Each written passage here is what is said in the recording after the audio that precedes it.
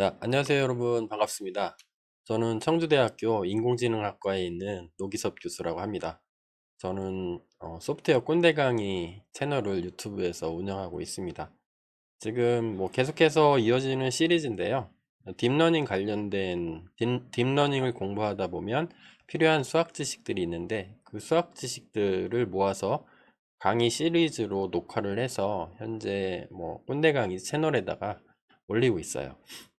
이번 강의는 이제 벡터의 소개가 끝났고요. 이전 강의에서. 그다음에 벡터의 덧셈, 뺄셈, 그다음에 스칼라 배, 스케일링 하는 거를 한번 살펴봤고요. 이번 강의에서는 뭘 할 거냐면 벡터 프로덕트를 할 겁니다. 프로덕트하고 멀티플리케이션에 대한 개념은 바로 앞전 강의에 있습니다. 앞전 강의를 살펴보시면 될 것 같고, 더하기 빼기 뭐 스케일링을 했으니까 이제 프로덕트를 한번 살펴봐야 되겠죠. 벡터라는 녀석이 여러 가지 이제 값들로 채워져 있기 때문에 프로덕트, 쉽게 얘기하면 곱셈하는 방식이 여러 가지가 있어요. 그 여러 가지를 소개시켜 드리려고 합니다, 이번 강의에서. 그래서 크게 뭐 세 종류의 곱셈이 있을 건데, 다는 못하고 두 가지 정도 이번 강의에서 소개해 드릴 수 있을 것 같아요. 이 강의를 잘 들으시면 이제 완벽하게 벡터의 곱셈이 뭔지에 대해서 개념을 잡으실 수가 있습니다. 뭐 늘 드리는 말씀이지만 제 모든 강의에 슬라이드, PPT 슬라이드, 소스 코드를 사용할 경우에 소스 코드, 관련 유튜브 동영상 링크를 정리해서 깃허브에 올려놓고 있습니다. 유튜브 동영상 밑에 동영상 설명하는 칸이 있죠. 거기 더보기 버튼을 클릭하시면 제가 정리해 놓은 그 웹페이지 링크를 걸어 드릴 테니까 그 링크를 타고 들어가서 필요한 강의를 추가로 학습을 하시면 좀 더 도움이 될 겁니다. 유튜브에서 검색해서 찾으려면 겁나 짜증나니까요. 별도로 제가 정리해 드렸으니까 그 부분 참고하시면 되겠습니다. 자, 본격적으로 꼰대 강의 들어가도록 하겠습니다. Are you ready? 준비된겨? 네, 달달하게 한번 가보겠습니다. 음, 오늘 할 거는 서두에서 말씀드렸지만 곱하기 연산에 대해서 말씀을 드리겠습니다. 벡터를 곱한다는 것, 아주 많은 의미를 가지고 있고 딥러닝에서는 반드시 넘어야 될 산이죠. 산인데 이리 피하고 저리 피하다가 이제 피하고 이제 제 동영상 강의까지 들으러 온 거죠. 힘들거든요. 처음에 접할 때는 힘든 내용들이 있어서 그 제가 이해했던 내용을 기반으로 설명을 드릴 건데 잘 모르겠습니다. 제가 설명을 잘 할 수 있을지 없을지. 부족하다고 생각하시면 댓글을 남겨주세요. 제가 추가 강의를 서플리먼트로 더 뭐 촬영할 용의가 있습니다. 자, 벡터와 벡터를 곱하는 방법은 크게 세 가지 정도로 생각할 수가 있는데, 왜 그러냐면 요것 때문에 그래요. 벡터는 기본적으로 크기와 방향을 가진다고 그랬죠. 그래서 크기만 남길 것이냐, 크기와 방향을 둘 다 남길 것이냐, 아니면 더 많은 정보를 남길 것이냐, 이거에 따라서 곱하기가 여러 가지 프로덕트의 종류가 짜증 나시죠? 예, 꼰대인 저도 짜증이 나요. 근데 우리 알아야 돼. 알고 넘어가야 됩니다. 정리는 한 번은 해야 돼요. 딥러닝 공부하는 사람들은. 그때 제 동영상이 조금이라도 여러분들한테 도움이 됐으면 하는 그런 간절한 마음이 있습니다. 제가 옛날에 삽질했던 거를 여러분들은 안 하셨으면 좋겠어요. 자, 크기와 방향 두 가지를 고려를 해본다고 하면 첫 번째 생각할 수 있는 거는 이런 게 있겠죠. 곱셈을 했는데, 프로덕트를 했는데, 요 크기만 남는 거.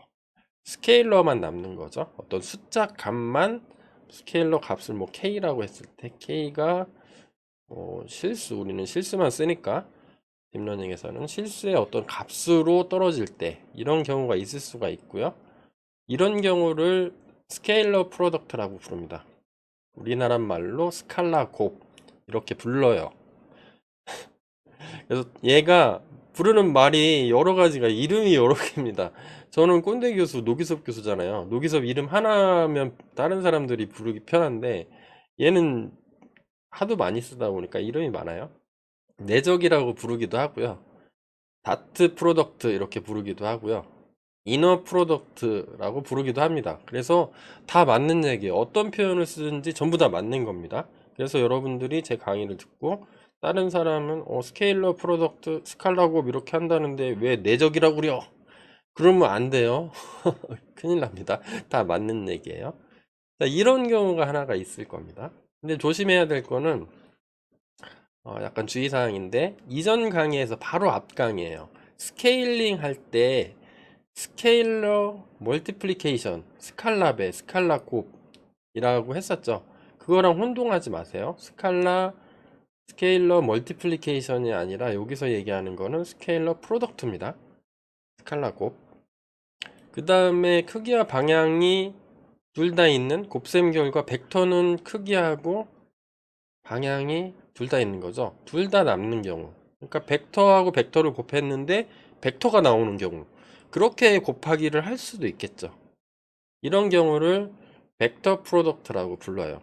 벡터가 남으니까 벡터 프로덕트 이렇게 부르고요. 어떤 분들은 이거를 내적에 대비되는 개념이다 해서 외적이라고 부르시는 분들도 있고요. 보면은 뭐 크로스 프로덕트 가위 곱하기 X 표시로 곱하기를 표현을 하거든요. 그래서 가위처럼 생겼다. X가 가위잖아요. 시저스. 그래서 뭐 크로스 프로덕트라고 십자가처럼 생겼다 해서 크로스, 아니면 그 십자가 모양이 가위처럼 생겼다고 해서 가위곱이라고 부르기도 합니다. 근데 일반적으로 외적이라는 표현은 잘 쓰지 않는 게 좋습니다. 내적, 외적 이렇게 많이 쓰는데, 왜냐하면 내적이라는 용어를 별도로 쓰는 곱하기가 따로 있어요. 프로덕트가. 다시 한번 살펴보면 세 번째는 곱셈결과 텐서가 남도록 곱하기를 할 수도 있어요. 네. 텐서는 아직 안 배웠죠? 미치고 환장하겠죠? 달달하지 않죠?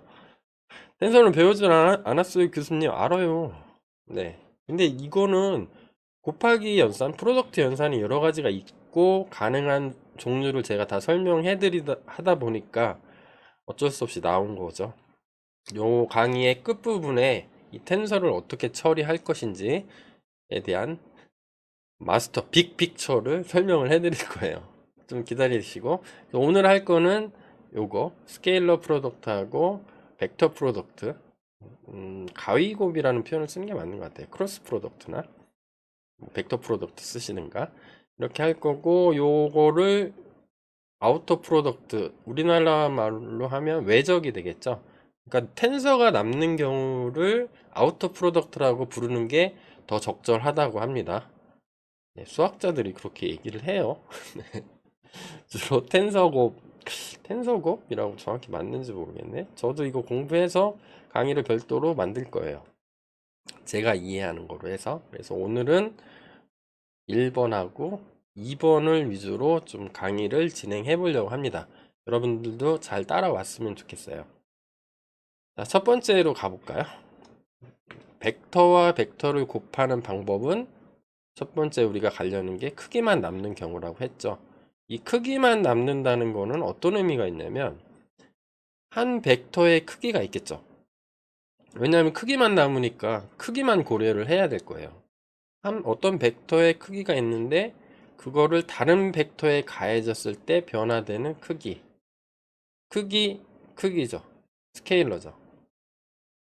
그래서 남는 거는 스케일러만 남아야 돼요. 스칼라 값만.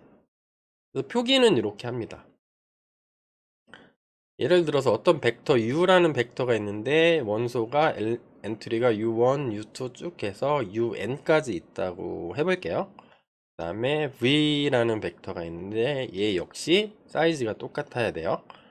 V1, V2에서 Vn까지 n개의 엔트리로 구성되어 있는 어떤 두 개의 벡터를 스케일러 프로덕트를 하겠다. 그러니까 이너 프로덕트를 하겠다는 이렇게 씁니다. 요 점으로 찍어줘요. 점으로 찍고 각각의 원소를 대응하는 거를 곱해요. 얘랑 얘랑 곱하고, 그 다음에 두 번째 원소끼리 곱하고, 여기는 실제로 실수 연산인 거예요. 곱하기. 그리고 쭉 곱합니다. 서로가. 그 다음에 끝까지 곱한 다음에 각각의 곱한 값들이 이렇게 나오겠죠. 어떤 숫자 값 곱하기 어떤 숫자 값은 어떤 숫자죠. 숫자 더하기 더하기 쭉 더하면 나중에는 얘가 우리가 생각하는 거는 어떤 값으로 나올 텐데, 그 값을 s라고 하면 s는 어떤 실수 집합의 하나의 원소가 될 거예요. 그러면 크기만 남는 거죠. 자, 이거를 이렇게 수식을 보면 곧바로 이해하기가 참 어렵습니다. 직관적인 이해는 물리 벡터를 이용해서 이해하는 게 제일 좋아요. 다음 슬라이드에 가서 정확하게 제가 좀 설명을 해 드릴게요. 제 설명이 좀 자신은 없는데 여러분들이 이해를 좀 하는데 도움이 됐으면 좋겠어요. 실수에서 어떤 수를 곱한다는 의미부터 시작해 보면은 스케일러 프로덕트, 내적에 대한 개념을 좀 더 쉽게 찾을 수가 있어요. 저는 그랬어요. 토이 이그젬플 하나 들어볼게요. 어떤 수 3이 있어요. 실수 3이 있고 여기에 곱하기, 그 다음에 2를 곱한다는 건 어떤 의미죠? 3 곱하기 2가 뭐요? 6이죠. 이거는 다 알죠. 근데 어떤 벡터의 개념으로 한번 얘를 해석을 해보자는 거죠. 자, 좌표 평면에 한번 그려볼게요. y는 고려하지 않아도 되겠죠. 스칼라 값이니까 하나의 직선상에서 표현하면 될 것 같아요. 실제로는 x축만 있으면 되는 거죠. 자, 3이라는 거를 어떤 실수 축선상에 그리면 이렇게 표현할 수 있을 겁니다. 크기가 3인 거죠. 그 다음에 곱하기 2를 했다는 거는 여기에 곱하기 2를 하면 요거의 크기의 2배가 되는 거죠. 2배가 되면 6이니까 요만큼 되겠죠. 요 빨간색 화살표만큼 커지겠죠. 자, 그러면 요거 잠깐 지우고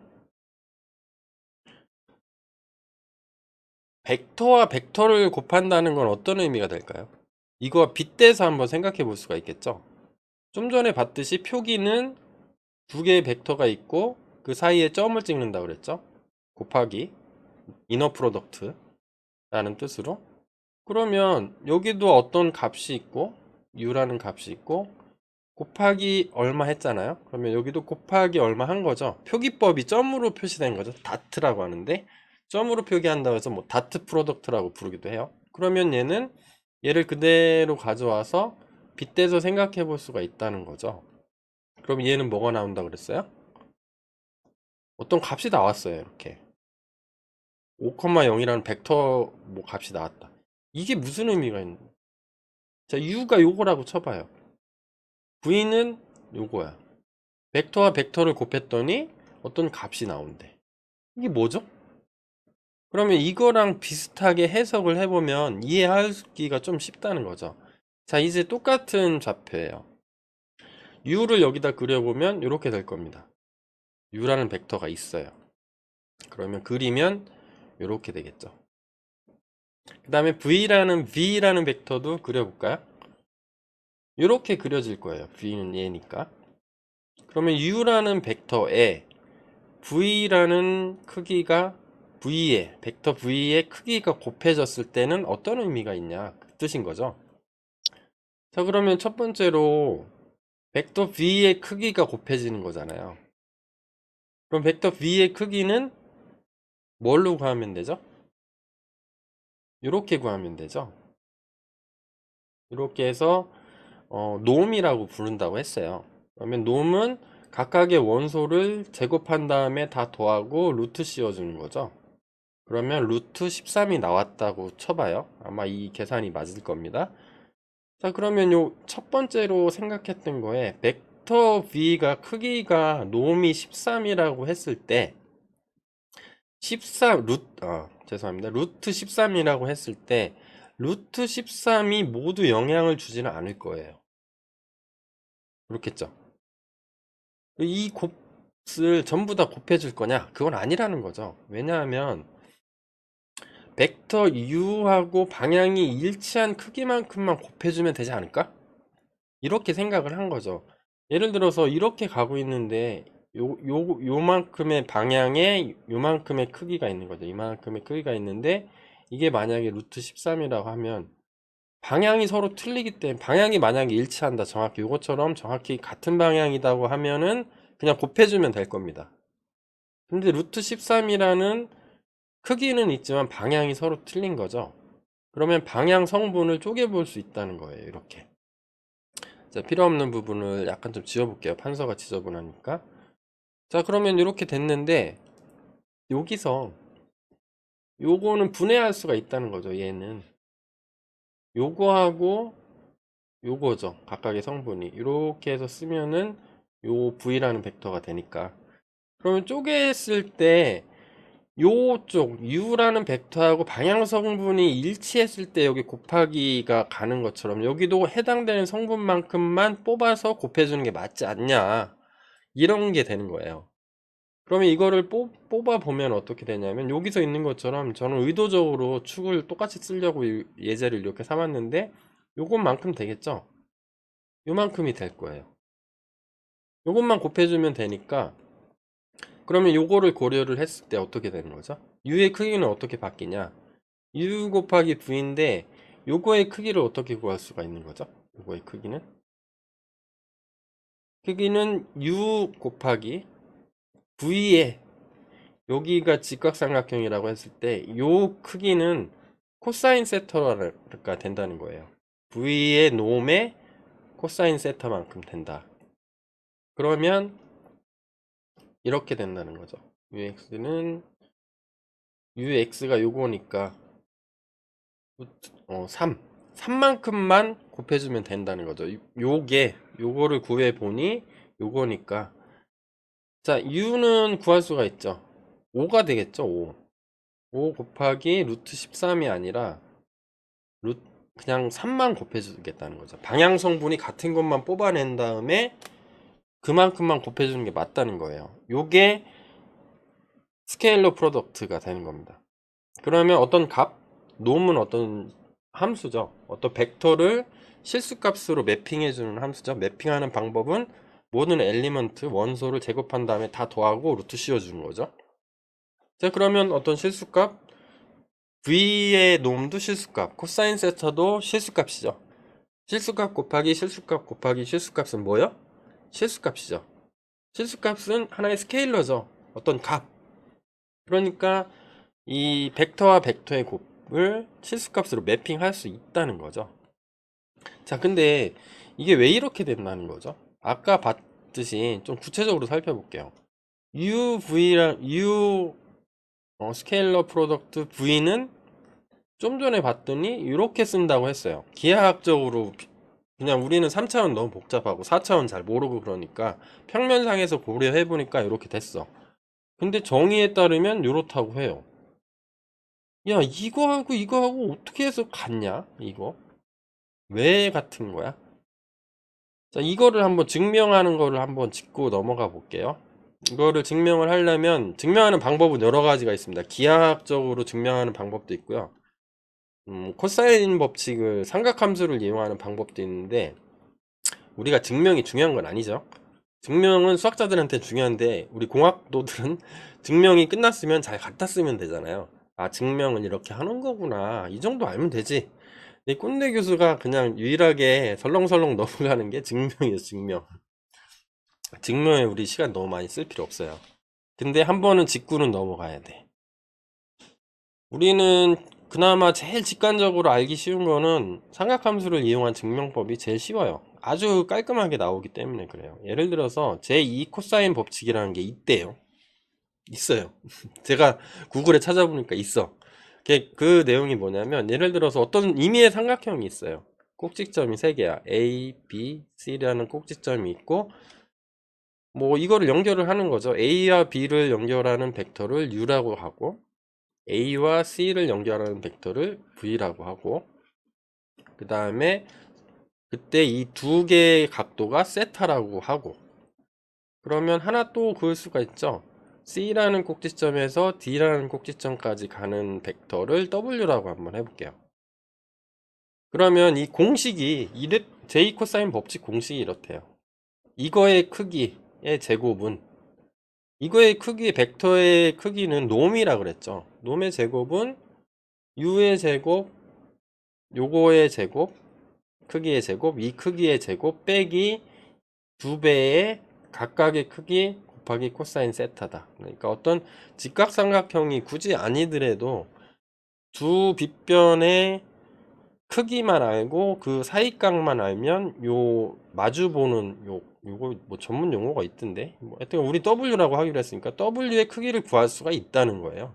그리고 얘는 수학적 증명이 끝났으니 우리 그냥 받아들이기로 해요. 제 코사인 법칙이 있다고. 그러면 여기 많이 보던 게 얘가 이거죠. 우리는 얘랑 왜 같은 거냐 이거를 알고 싶은 거죠. 간단하게 한번 짚어보는 거예요. 그럼 얘 그대로 가져오면 얘죠. 자, 근데 이렇게 쓸 수도 있죠. u라는 벡터는 v라는 벡터 더하기 w라는 벡터죠. 왜냐하면 끝점에서 시작해서 w만큼 갔으니까. 이렇게 쓸 수도 있고 w는 양변의 v를 빼주면 이렇게 다시 쓸 수 있죠. 그러면 w의 놈은 어떻게 되냐? 놈의 제곱은? 얘는? 이렇게 바꿔 쓸 수가 있는 거죠. 여기 있는 거를 요거로 바꿔 쓴 거죠. 이렇게. 자, 그래서 얘를 전개해보면 돼. 얘는 뭐라 그랬어요? 얘는? 요게 u 내적 v잖아요. 이렇게 다시 바꿔 쓸 수 있다는 거죠. 그러면 요것만 남겨볼게요. 요것만 남기고 이쪽으로 보냈어요. 이쪽으로 보내고 이거는 이쪽으로 오고 양편에 더하고 빼고 뭐 이런 거 한 거죠. 얘 전개해보면 되겠죠. 놈을 구하는 공식이 있잖아요.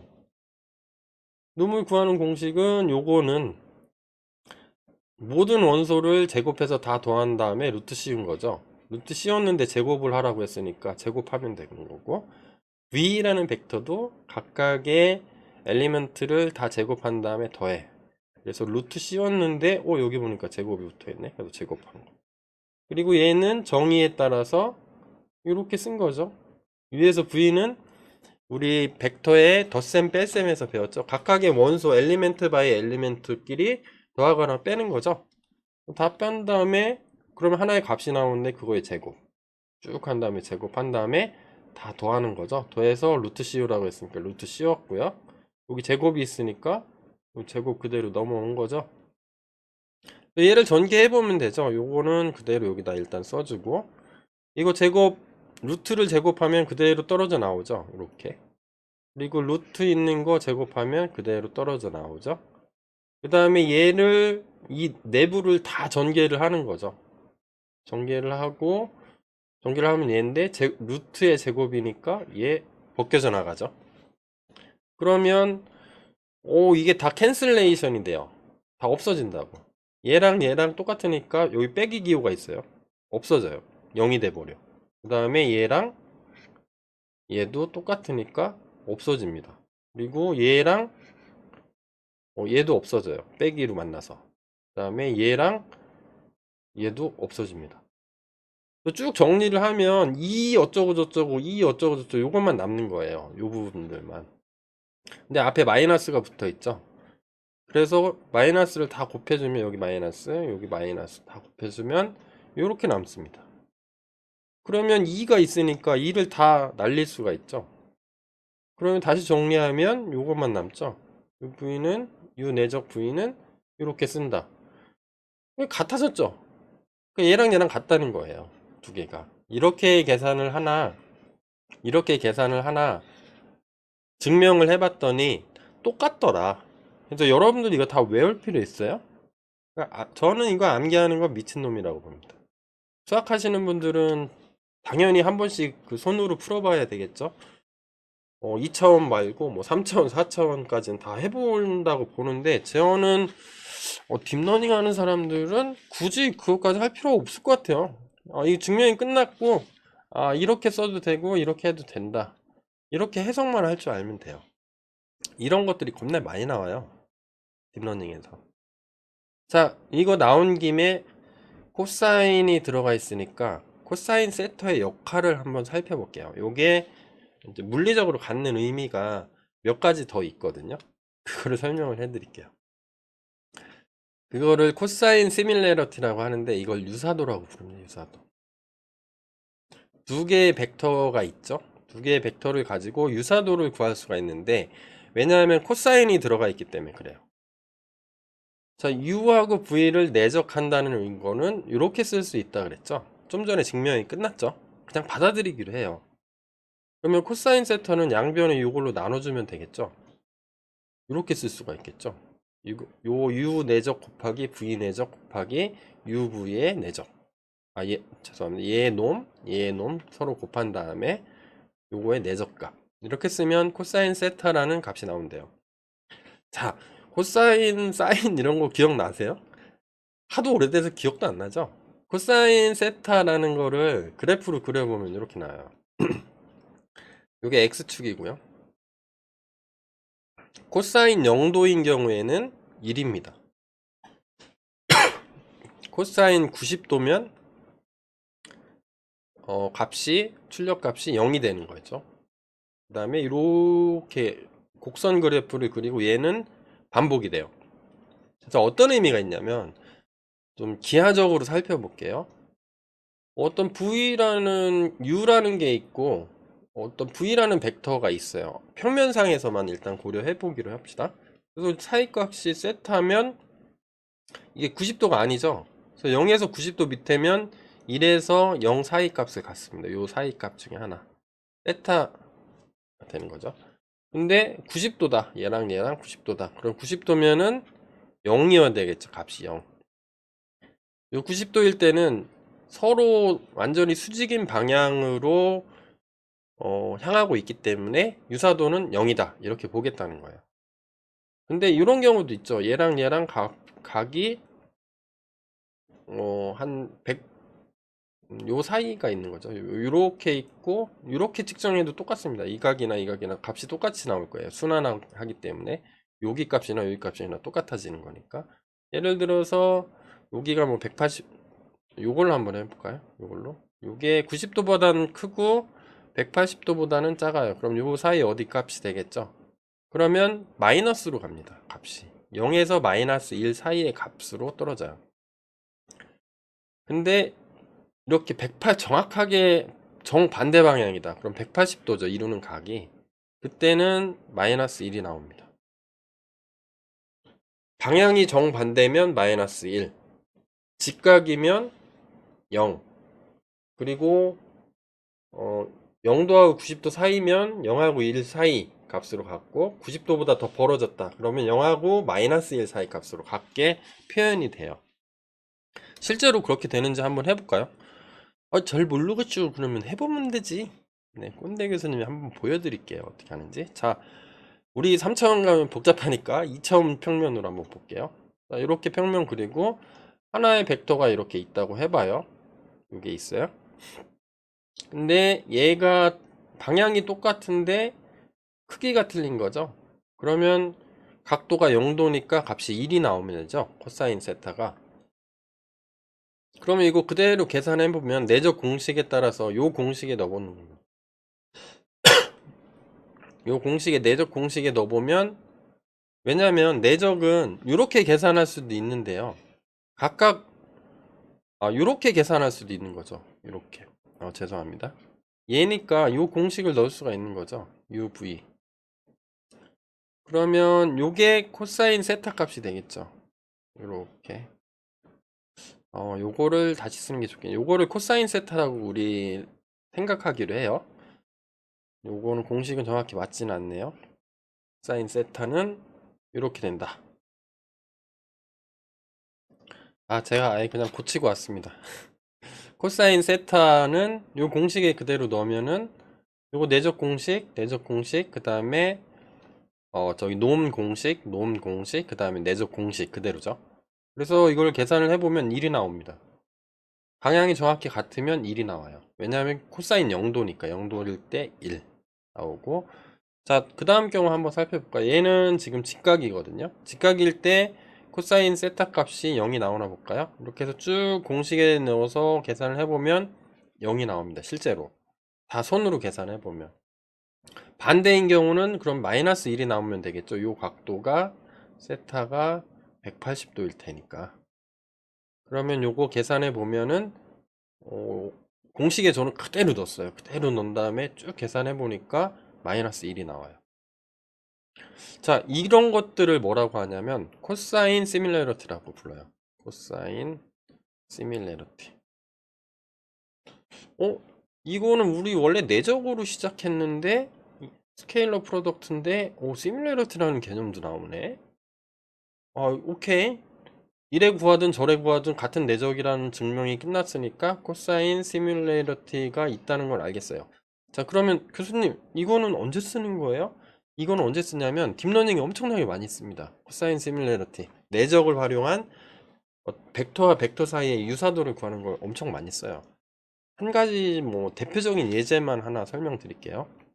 제가 딥러닝 수업은 아니니까 어텐션 메커니즘에 아주 널리 쓰고 있습니다. 어텐션 메커니즘은 뭐 시퀀스 투 시퀀스 트랜스포머, 그다음에 뭐 버트라는 아키텍처, 그다음에 GPT도 유명하죠.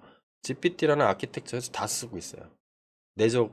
내적을 이용한 시뮬러리티를 구하고 있습니다. 또 쿼리하고 키가 있죠. 쿼리하고 키가 있어서 쿼리하고 키하고 얼마나 유사한지를 비교를 하는 겁니다. 비교를 해서 어떤 어텐션 밸류라는 거를 끄집어낸 다음에 이 어텐션 밸류 유사도의 코사인 시뮬러리티 기반한 유사도를 가지고 어떤 딥러닝을 돌리면 아주 성능이 좋아지더라. 이런 연구가 있었어요. 그림으로 보자면 이런 거죠. 얘는 뭐 모르셔도 돼요. LSTM 롱 쇼텀 메모리라는 아키텍처 중에 하나인데 얘는 번역 모델입니다. 번역 내지는 통역, 번역 뭐 이런 거. 어떤 글자가 들어가면 요 알고리즘으로 들어가면 하나의 벡터가 나와요. 쭉쭉쭉 나옵니다. 벡터들이. 벡터, 얘도 벡터, 벡터. 그리고 여기 내가 입력값인데 프랑스어로 번역하고 싶다. 그럼 프랑스어에 정답을 쭉쭉 넣어줘요. 쭉쭉 넣어가지고 가서 현재 시점에서 내가 어떤 단어를 예측해야 번역이 잘 되는지를 설명하는 아키텍처인데요. 여기에서도 어떤 벡터가 쭉 나옵니다. 그러면 내가 현재 어떤 단어를 예측을 해야 되는데 그 단어를 예측할 때 과거에 나왔던 어떤 벡터들하고 가장 유사한 게 뭔지를 계산을 해보고 싶은 거예요. I am a student가 있는데 현재 번역할 때 제일 어떤 집중, 어텐션을 해야 되는 게 어딘지를 계산을 하려면 어떻게 하냐면 얘도 벡터죠. 얘도 각각이 다 벡터죠. 이 벡터하고 첫 번째 벡터하고 유사도를 구합니다. 그 다음에 이 벡터하고 이 벡터하고 유사도를 구해요. 유사도 구하는 공식은 뭐죠? 좀 전에 해봤잖아. 내적이잖아요. 내적. 여기 요거잖아요. 두 개가 유사도인 거죠. 거기에 요거 놈으로 나눠주면 내적을 놈으로 나눠준 거죠. 이게 노멀라이즈 한 거예요. 0하고 1에서 마이너스 1 사이로 바꿔준 거일 뿐이에요. 사실은 똑같은 거죠. 내적이 유사도랑 똑같아요. 얘만 빼면. 얘만 빼면. 그래서 그거를 활용하는 아키텍처들이 되게 많아요. 그래서 뭐 소프트맥스라는 어떤 간단한 기법이 있는데 그 기법을 가지고 가중치를 준 다음에 가중치를 하나로 합쳐서 현재 판단할 때 도움을 받겠다 이렇게 하는 아키텍처에 많이 씁니다. 거기에 사용되는 게 벡터의 내적이에요. 노멀라이즈 시키면 그게 코사인 시밀러리티고 놈으로 나눠주면 코사인 시밀러리티, 그냥 내적만 하면 유사도 이렇게 나오는 거죠. 일반적으로 이런 아키텍처에서는 내적까지만 합니다. 노멀라이즈는 잘 안 하고 해도 되고 안 해도 돼요. 똑같아요. 똑같게 되는 겁니다. 이거 외에도 수많은 딥러닝 아키텍처에서 요 내적 스케일러 프로덕트를 가져다 쓰는 경우를 수없이 많이 볼 수가 있습니다. 이거는 아주 대표적인 것 중에 하나예요. 뭐 GPT나 버트 계열인 거죠. 그래서 그런 것들을 이해하려면 내적이 올라가 볼게요. 요런 거구나. 그래서 시뮬레이터 코사인 세터로 표현할 수도 있는데 코사인 세터를 잘 보니까 벡터가 이루는 각도에 따라서 유사도를 표현할 수 있는 거네? 그러면 유사도를 딥러닝에 이용해 보자 해서 수많은 아키텍처에서 지금 쓰고 있다. 이렇게 보시면 돼요. 자, 여기까지 내적하고 내적을 하다 보면 각도가 나오는 나오게 되는, 각도별로, 왜냐면 벡터의 본질이 방향과 크기인데 크기만 서로 곱하려다 보니까 방향을 같이 고려하다 보니까 각도가 나온 거고, 원래는 각각의 원소별로 서로 곱해주면 그게 내적인데 각도를 이용해서도 구할 수가 있고, 그 각도를 다시 보니까 코사인이었다는 거죠. 코사인은 마이너스 2라고 0 사이 값이죠. 출력값이. 그 값을 구현하려면 각각의 벡터의 놈을 곱해서 분모로 보내주면 마이너스 1에서 1 사이로 노멀라이즈가 되고, 그거를 이용해서 많은 아키텍처에서 현재 쓰고 있더라. 여기까지 알면 여러분들 150점. 그냥 내적의 공식 한번 봤다, 그럼 한 그것도 100점 정도 됩니다. 꽤 괜찮은 거예요. 잘 하시는 거예요. 자, 그래서 내적에 대한 내용은 여기까지 좀 하려고 합니다. 요거의 자세한 내용들은 제가 딥러닝 시리즈에 본격적으로 들어가면 그쪽에 올려놓을게요. 일단은 선형대수니까 여기까지 간단하게 소개하고, 그 다음 곱하기 가봐야 되죠. 그 다음 곱하기가 크로스 프로덕트라는 게 있습니다. 아까 서론에서 잠깐 소개했듯이 벡터와 벡터를 곱해서 크기와 방향이 모두 남는 경우, 좀 전에 한 거는 크기만 남는 거였죠. 어떤 숫자값, 스케일러만 남았는데 디렉션까지 같이 남으면 벡터죠. 크기와 방향이 둘 다 있으면. 얘를 수학자들은 어떻게 정의했을까요? 정의가 궁금하죠. 이렇게 정의를 했어요. 벡터와 벡터를 곱했는데 벡터가 나와야 된다. 고민 많이 했겠죠. 자, 일단 3차원으로 볼게요. 얘는 주로 크로스 프로덕트는 3차원으로 봐야 되는 경우가 많아요. 자, 세 개의 축이 빨간색 화살표로 표시를 한다고 해봤는데 좀 동감하시나요? 네. 벡터 두 개가 있다고 써봐요. U하고 V. 그럼 벡터 두 개가 이루는 평행사변형이 생길 거죠. 이렇게 서로 연결해보면 이런 식으로 생길 겁니다. 흰색 평행사변형, 이렇게.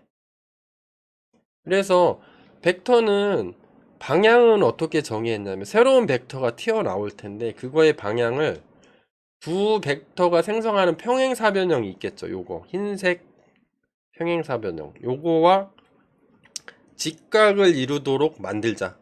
얘를 새로운 벡터의 방향으로 하기로 결정을 했대요. 그러면 하나 또 남죠. 크기는 어떻게 했죠? 크기는 새로운 벡터의 크기는 두 벡터가 생성하는 평행사변형이 있죠. 얘 평행사변형. 이 평행사변형의 면적을, 요 방향은 이쪽으로 하고 요 크기, 길이를 요 평행사변형의 면적으로 하기로 했어요. 그러면 u 곱하기 v, 이런 식으로 쓸 수가, 얘는 또 왜 나와있죠? 이렇게 쓸 수 있는 거죠. 요 평행사변형의 면적을 구하는 겁니다.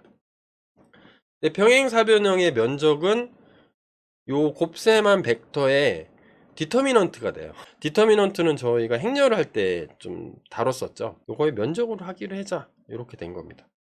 요거에 대한 자세한 증명은 안 할 거예요. 왜냐하면 잘 안 쓰니까. 소개만 해드리는 겁니다, 이번 시간에. 제일 중요한 건 내적이에요. 내적, 이너 프로덕트.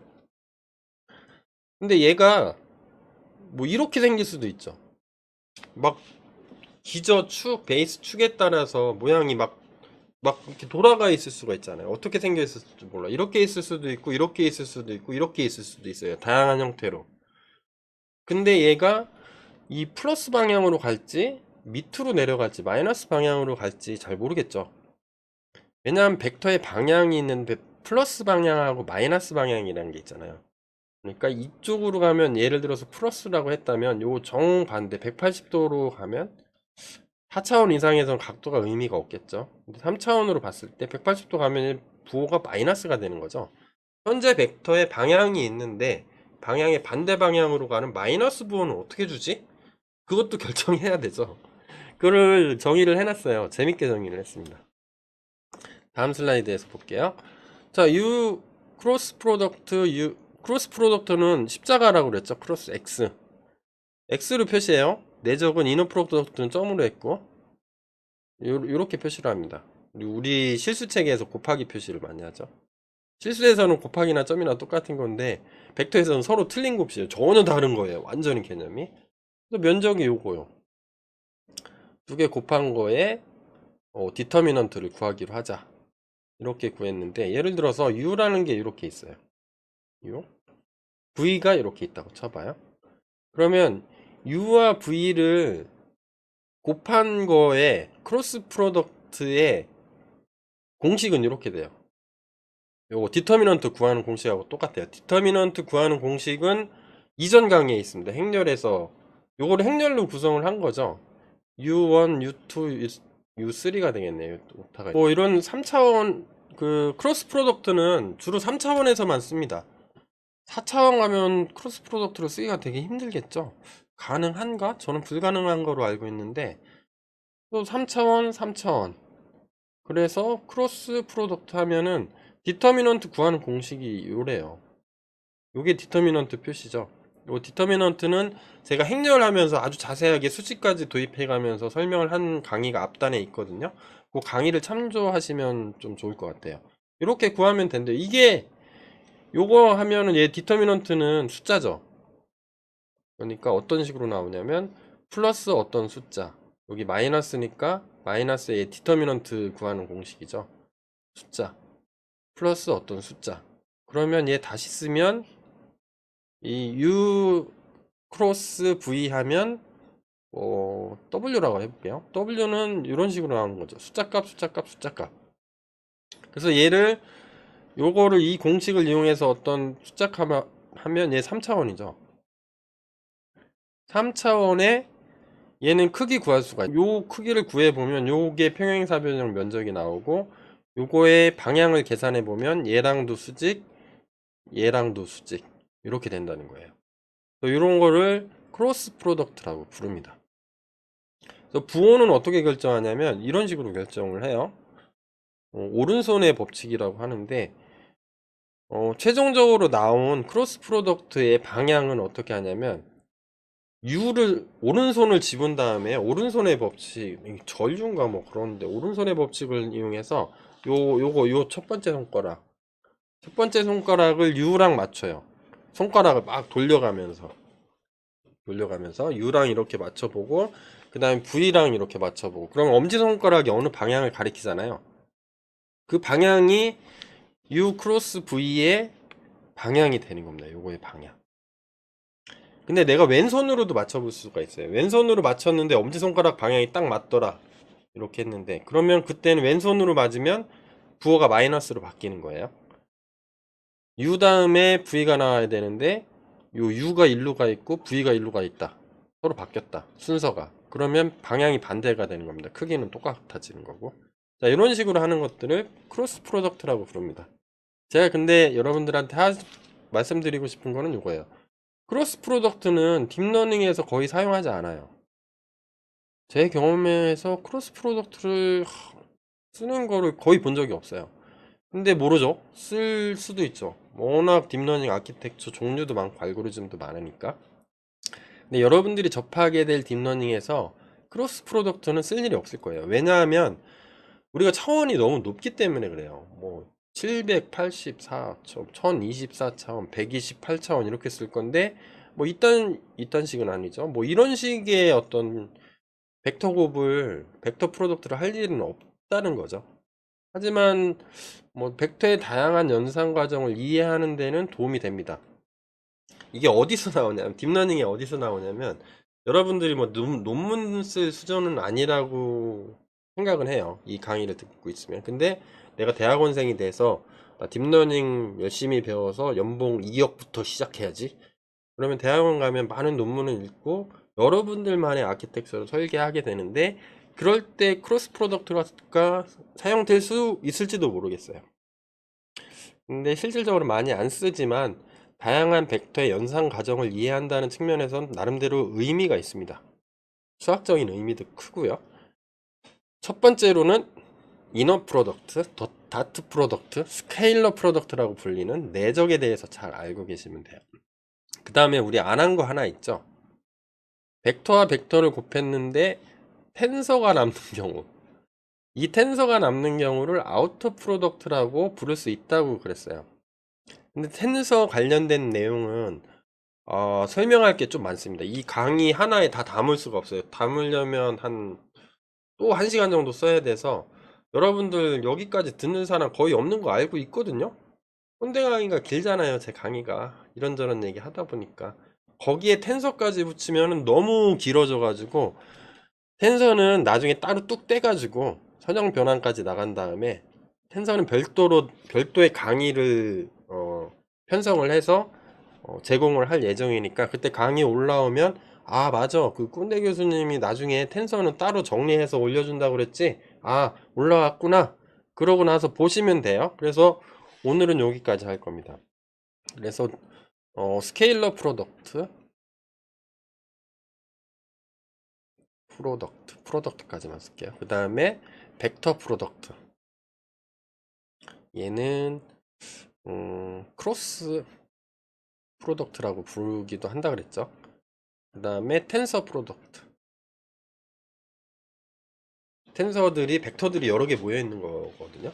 그거를 곱하는 방법을 좀 정의를 해 놓은 게 있는데, 얘는 좀 복잡해요. 별도로 좀 할 얘기가 많아서 여기까지 했고, 제가 뭐가 제일 중요하다 그랬어요? 딥러닝 들어가려면 요거 내적, 내적이라고 불리는 점으로 표시하는 그거, 그리고 여기서 코사인이 나온다, 여기서 시뮬레러티라는 개념이 등장을 했다 까지만 알고 계시면 여러분 100점이요. 네, 제가 100점 드릴게요.